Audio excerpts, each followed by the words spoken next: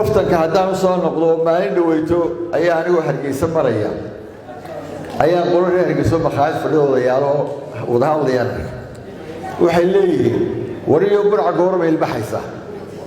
raalli lahaada waa kaftanka waa taqaana dibadda waan ku soo dhawaada odayaashii baa dhegeysto mid baa wuxuu wariyo waxaan la yaabay reer burco reer hargeysa markaynu nahay aynu wax tabanno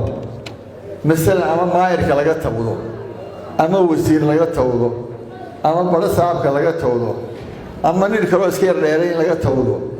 waxaynu idhahnaa madaxweynow maayirkii wuu nagu xadgudbay dhulkii buu naga qaaday hawsha iyadu way xun tahay wax ka qabo madaxweynow arrintaasaanu wax ka tabanaynaa waxaanu kaa codsanaynaa inaad arrintayda wax ka qabato laakiin midha reer burca markay xaafadu wax kala tawdaan dukaanba dukaanka wixii uu ku bilaabaa bay yidhahdeen dabeedna arrintii baan la yaabay war mee waashano dabeedna arrin baan xasuustay beryaha ka mida casri saahiligii ayaan burca nimid dhowr wasiir baan nahay dabeedna waxaa yidhi dowladdii aad noohay magaalada weyda ku mudaharaysa hadaa wasiirada tihiin halkan state houseba markaa iska yar fooxu baanu galay dabeedna oo gormayna ku mudaharaadayaan 9 subaxii waa la hayaabaade dabeedna askartiyadeed nala socotaanu qaybinay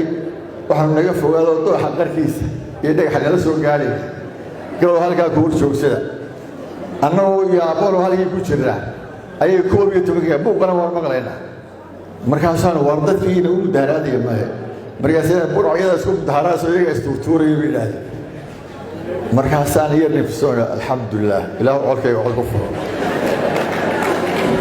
maalintaa dee anaa badbaadayo imay dhibin laakiin daraata way dhibtay halkaa waxaan leeyahay dee reer burcow arrintaa la sheego dee idinku qiri maayo laakiin idinka isagoo hadday wax ka jiraan dukaan dambood dukaanka ku xiga tuurtuuraa ilmaad reelayay dhicin hablayeenna mow kuwii isu dhigi lahaana hadday qaar fidmaysan yihiina waa idinka taana waxaan leeyahay kaftankaasu had iyo jeer hargeysiya burca way isxifaaleeyaane dee yaan mar dambe kaftanka laydinka heli annana aanaan u dhagtaagin